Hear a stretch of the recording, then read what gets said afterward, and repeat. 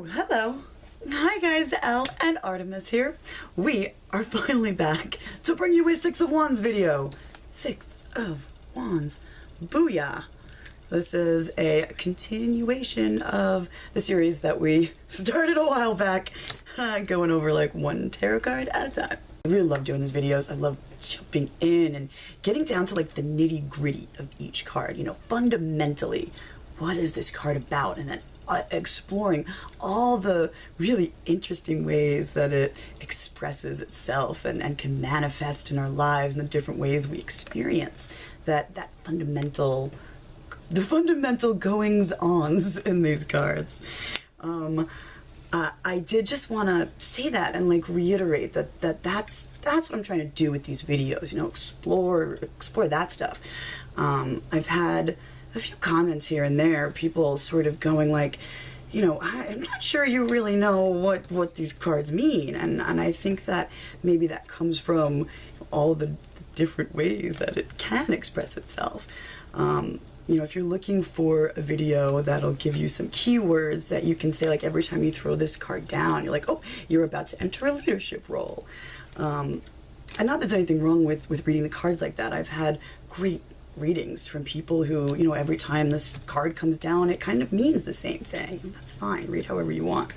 But I don't know if that's how I read and how I like to explore the tarot. You know, I don't know what it's going to mean when it comes up. It's all in conjunction with sort of everything else, and there's a million different ways that it can express itself. But it all sort of comes from this one kind of greater meaning, and that's what I want to talk about in these videos. And what's cool about that too is that it spans tarot traditions, you know, and this is a great example with the Six of Wands. You know, it starts the Thoth meaning, right? Victory. You have old Etteilla meanings of servants and expectation. Like, what? Where does that come from? You know, you have like so many different, seemingly disparate and contradictory keywords and ways that the card has been described over the centuries, that it can be like a mindfuck. You know, it really can be. All right, let's see if I can sort of sum this up right at the beginning, very, very simply. You have your six, the number in suit, right? So if we take our number in suit, we have six. Harmony, sum it up there, just harmony. And then our suit of wands are part of that anyway is work, right? Wands really are there. It's the energetic suit of your passions and willpower, and it's your work, what you do, how your passion expresses itself, your willpower. It's your work, what you do with yourself in your life. So working in harmony. Literally, that actually is like a mantra. That actually should be like a mantra for the Six of Wands. Working in harmony for the Six of Wands, the Six of Will. It's all about knowing that whatever you are doing, you know, whatever you are putting your intention into, whatever you are paying attention to, whatever you are actively willing into manifestation, aka creating, right? Whatever you're creating or working on is a harmonious action. And what I mean by that is it's harmonious in that it is in line with or in accordance with higher self, you could say, or like your greater journey, like your destiny. It's in alignment with your destiny. And it's for this higher, whatever your higher goals are for yourself and for all others. You know, it's all about the greater good. So it's knowing that what you're doing is for the greater good, and understanding, you know, your role in the greater scheme of things, you know, your place, your role. So going back to the cards for a second, part of what I think is being expressed in all the different cards is those different roles that you can play. Here in the Rider-Waite-Smith, you see, like we said, like a leader here. You sort of see both roles. You see, you know, I'm pointing at the horse. You see some people in the background supporting him, encouraging him. But, you know, there's this guy here who's a part of this victory parade. You know, he played his part. He led. He fought the good fight. The battle is won. the war may not be over, we're only at the 6, but still, you see that. And then, you know, another role that is played that is just as important is what you see on the Etteilla cards. This is another sort of one that actually has an image on it. It sort of follows the Etteilla tradition, I guess you could say. This is Dame Fortune's Wheel Tarot, the Paul Hewson deck. And you see illustrated here a servant, maybe carrying a message or whatever he's doing, but it's a servant. I dropped it. It's a servant. All right, now how do you figure out your role in the grand scheme of things, right? This card is all about that too.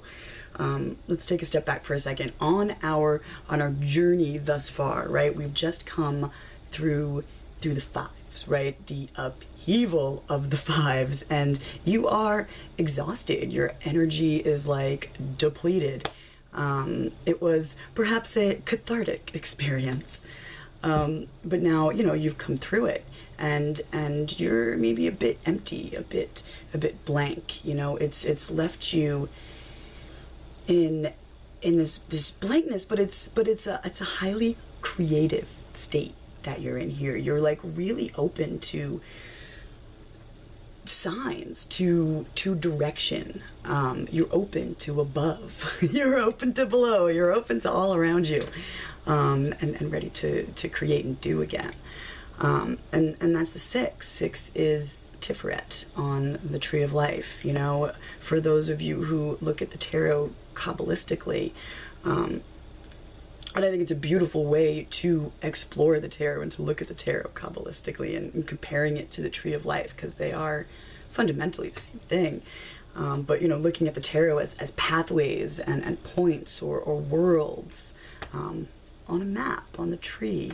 I've said it before, but that's what tarot is, I believe. It's a map, it's a guide, and it's all about life and our evolution.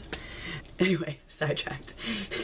Tiferet is the 6th Sephira, number 6, and it's the sun. It is beauty, it's harmony. It is what lies at the center of the Tree of Life. It is what links above with below. And as Christine Payne Teller, I think, puts it in her book that goes with the Tarot of the Holy Light, it's what provides the motivation for the 2 hands, for Gebera and Kisset. Provides it with the motivation to act, to do, to move. And I just absolutely love that in all the 6s in the Mish-El Tarot, they're all angels. Each one has an image of a different angel, and that's for that reason. That's where that communication from above comes down to below. Just like Tiferet, the world sort of acts as an angel, sort of. But it's a bridge between worlds. And all the 6s have a lot to do with that, with communication. It's a bridge. It's like a rainbow connecting the 2 worlds. So that's how, with this card, you know that what you are working on, what you are doing, is in accordance, because you've listened, you've communicated. Somehow you just know this is right. And in knowing that what you're doing is right, I think at the 6s there's this inherent sort of knowledge that, like I said before, it's for the greater good, not only of yourself, but for all those around you. You know, you're constantly being reminded here that you are not alone. There's other people to worry about here. You know, the community around you, the human race as a whole, all of consciousness, whatever, your family unit, your pets, like whatever. There's definitely an acknowledgement here of all of us as a whole. And also how our actions and our goals affect, point to the right side, affect other people. How we can affect other people's fates, you know, if we're leading them, or if we are playing a different role, if like creeping up servants. Used to sort of boggle my mind, but the rest of the keywords from Etteilla sort of go, you know, family and household and a lot of things like that, and not just servant. Servant doesn't necessarily mean like slave either, you know. I think we've all been servants at one point in our lives.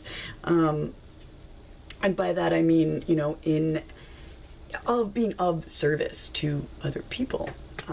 You know, all the different jobs I've had, a hairstylist, a nurse, a tarot reader, have all been jobs where you're serving other people. I don't know how many jobs are out there where you're not serving others in some way, shape, or form. It's a valuable position to hold, valuable experiences to have. But when you look at, you know, let's take a household or something, not saying we need to have servants as part of our household, but we all perform different functions to make a household run. We all have different roles to play, but if we all have a common goal, a common purpose, the household runs smoothly. And it's a beautiful metaphor for this card, for the Six of Wands. Yeah, it's a perfect example of how to achieve victory in a specific sort of way. You know, every single role is important. A big part of this card is that defined sense of place, a defined sense of place in relation to the whole. Boom.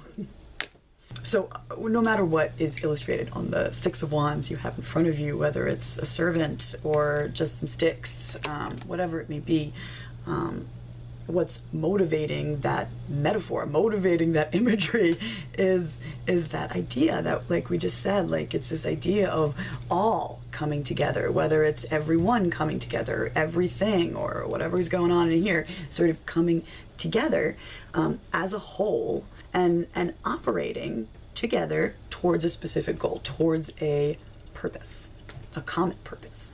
Oh, by the way, it's been a little while since I filmed one of these videos, but I am pretty sure I can't rewatch my old videos. I hate listening to myself. It's like torture.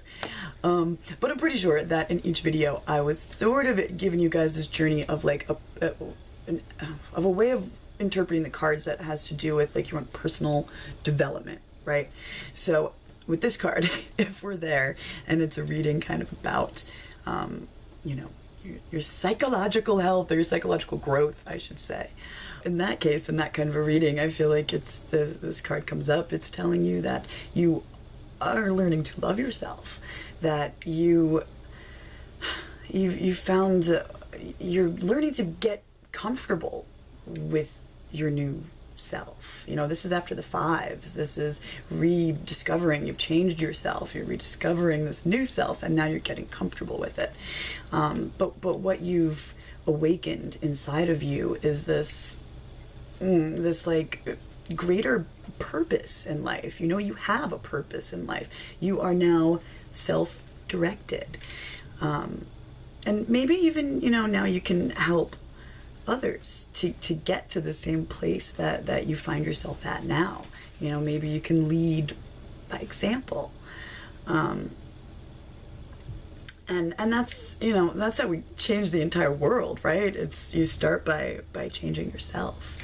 And it all starts with a thought.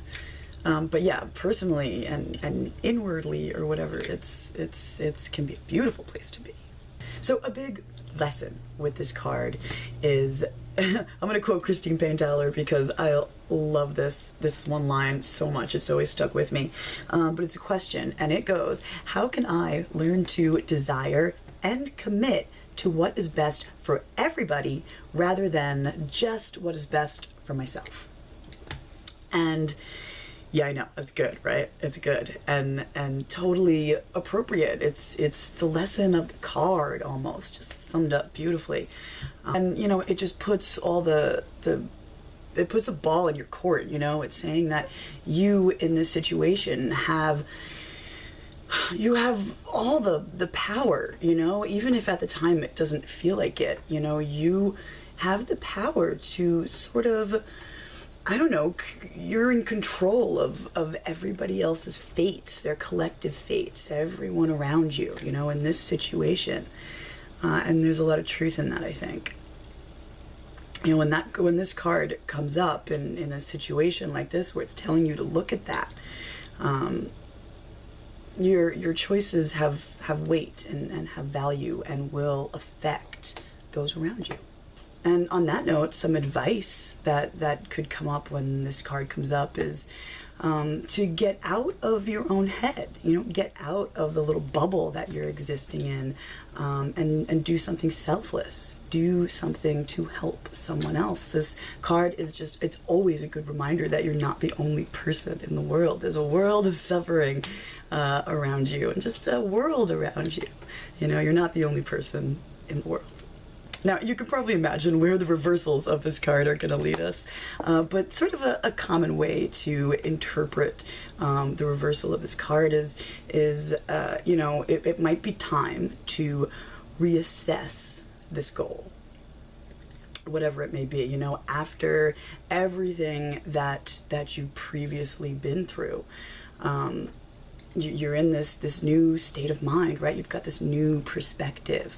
Your current perspective was your previous goal. Is it actually something worth hanging on to? Is it actually something that is right for you?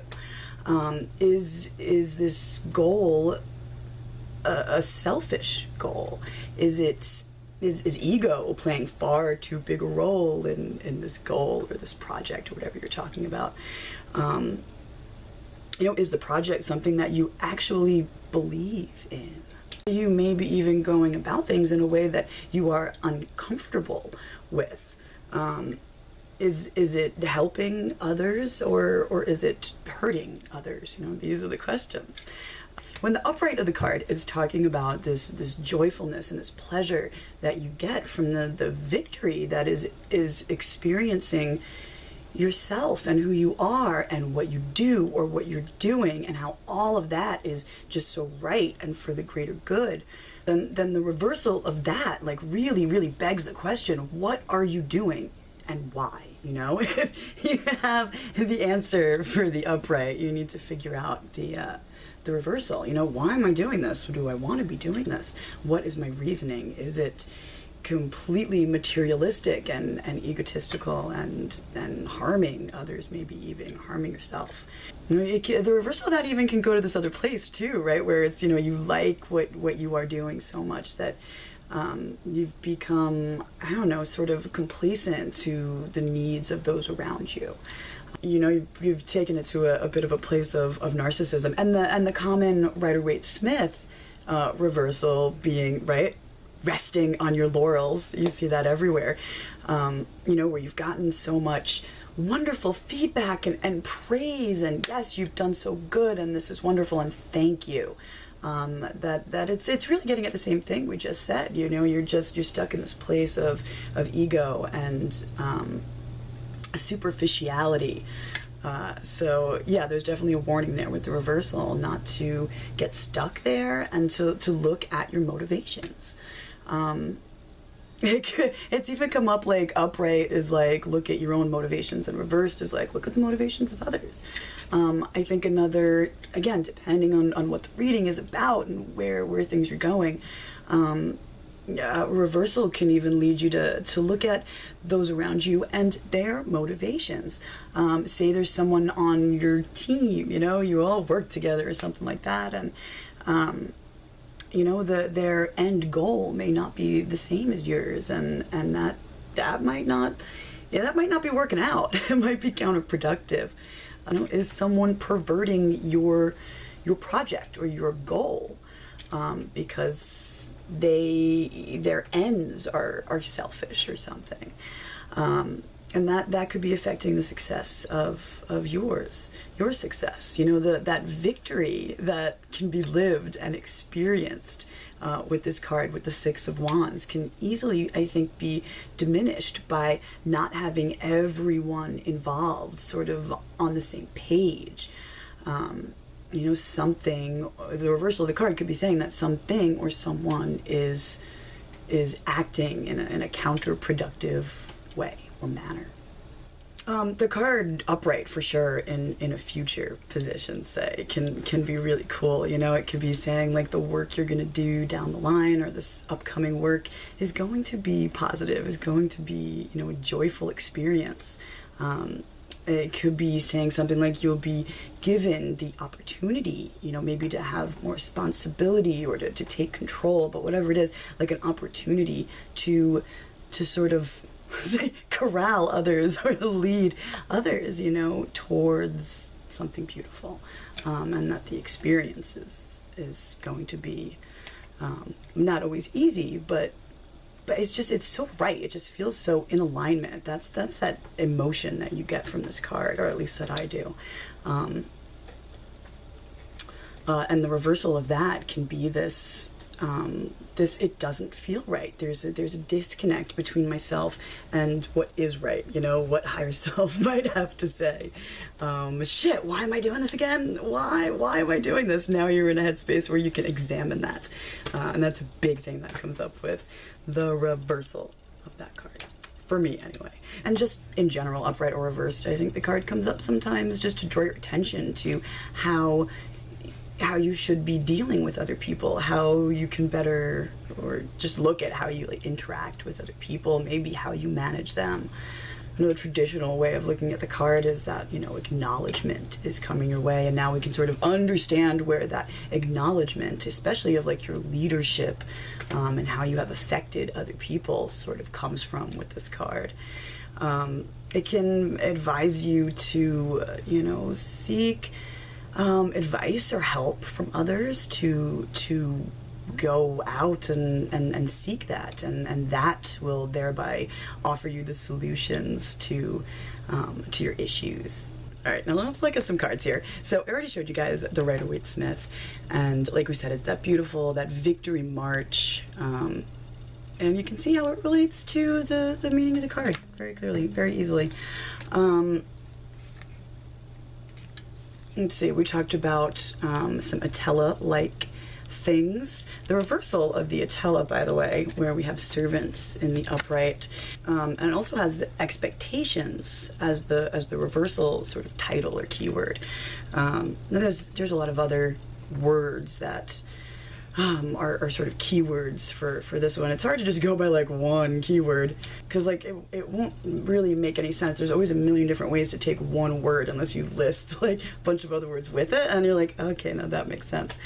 So some other keywords, you ready, are, besides expectation, like laying the groundwork, reliance, hopes and desires, things like that. So you can sort of see how it all relates to that same energy of the card. You know, your hopes, your dreams, your expectation is what you want to see happen in the future, what you want to see yourself and others achieve. You know, it's really kind of all still getting at the general upright meaning, and reliance even. I love that, because it's not just relying on yourself, but reliance on the community, on other people.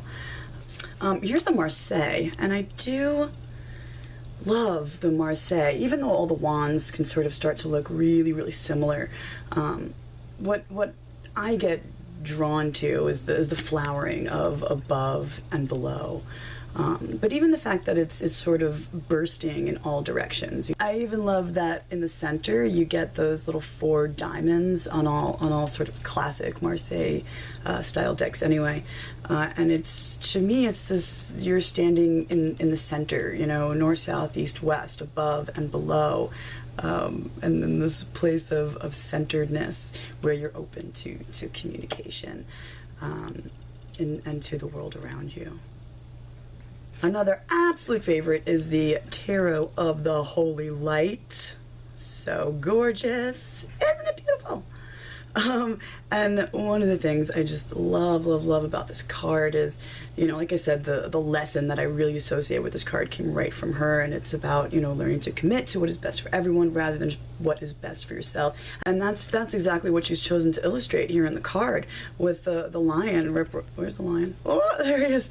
With the lion representing, you know, the demands of, she put it, the demands of the collective good, the demands of the collective, of everyone else. And the eagle, oh my lord, the eagle over there, representing the needs of our own, like, self-centeredness, our own self-centered individuality. The eagle is our sort of our ego there. And I love that they're both sort of on there. It's so good. It always reminds me of this one too, the Tabula Mundi card. Even though I don't think they were really going for the same type of thing, there's still a lion and a bird, so I kind of see that in the Tabula Mundi card here.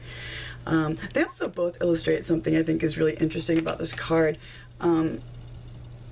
If you look down there, they're both Leo, whether it's the second decan or the first as it is in the Tarot of the Holy Light here. This one has sort of Jupiter in Leo, and this one is like Sun in Leo. And I always, like I said, I like that metaphor of the tree of life with the sun at the center. It also reminds me of, like, you know, the sun in our own solar system, you know, everything sort of revolving around it in order. There's no chaos. There's an order, a system. It all works, and it all works right and well, and boom, there you go.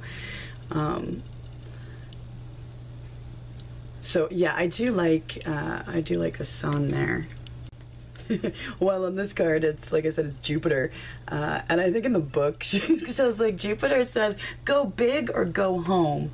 And I love that, because it really does. It takes a lot of courage to do what you believe you are meant to do. Like, it's scary. It's not easy. And I think the Leo lions here are the perfect representations of just courage and strength. And, you know, I think that there is even another aspect to this card, and I feel like this card draws me there. I love it.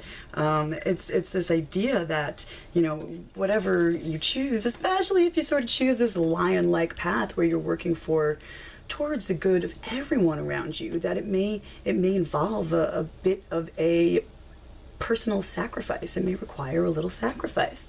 And I don't think that with this card it's ever really talking about anything like world-ending, crazy destructive. It may even just be, you know, setting some distractions aside for a minute or for the moment, just, you know, for the cause, because it's that important what you're working on. It's that right. It sounds so dramatic.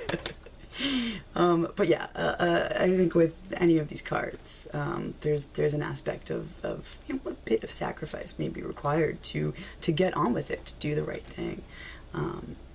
Yeah. There's even a little lion on this card. I like this one too. This is from the Artist's Inner Vision Tarot. You see a little, I gotta fix my lighting.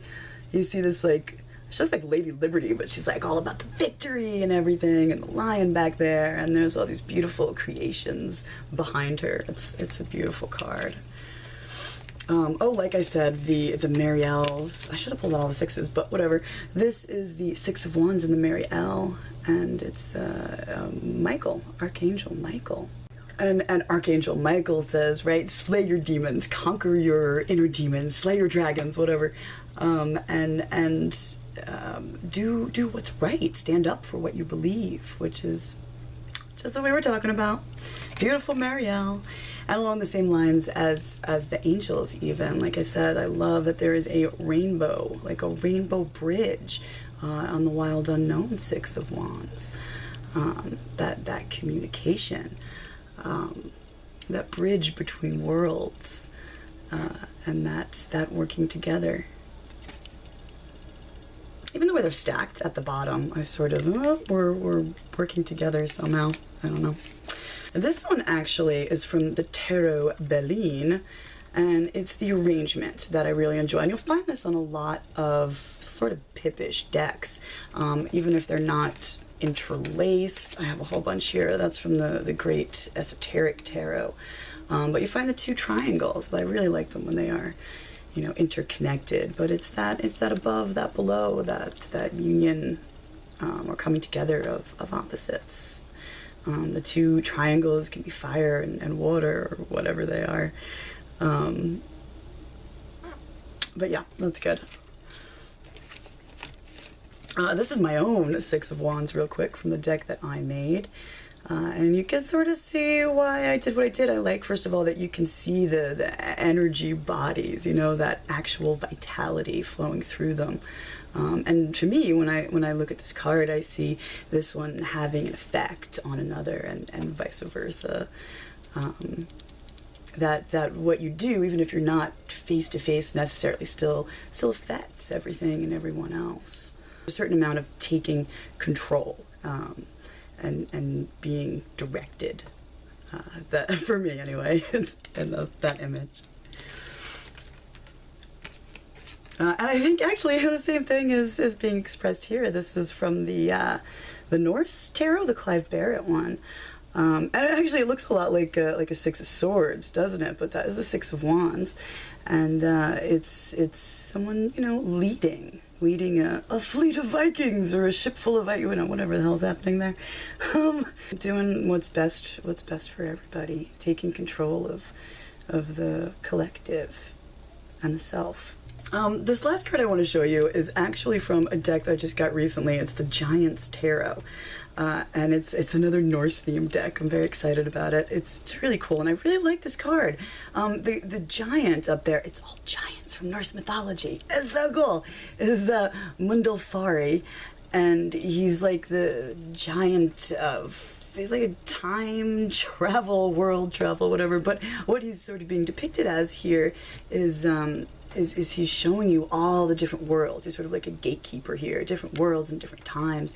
And to me, what the card is saying is, you know, take into account all that's come before you and all the worlds that are around you. Take all that into consideration as you head on down the road. What does it say in the book here, actually? It's really neat. I love the explanation. It talks about the card a little bit, but it goes on to say the Six of Wands indicates that while the first phase of a project has been completed successfully, it is time to assess and perhaps reassess its place in the wider scheme of things. What impact will this have on future generations? Whose job does it make easier or harder that you perhaps did not intend? What words will be said about it that you may or may not be able to control? What legacy do you leave the world? Consider all this before you take the next step. And let's just sum up like everything that we were just talking about. I'm really enjoying this deck. All right, I pulled out like 50 other favorite Six of Wands cards, but I'm going to stop myself here. Yeah, I'm gonna leave it at that. I hope, you know, if you guys have any questions or didn't make anything clear, by all means, let me know in the comments, and I'll do my best to answer any of your questions. Thank you so much for watching, guys. Say bye, Artie. You never talk when I want you to. Bye, guys. I'll see you real soon.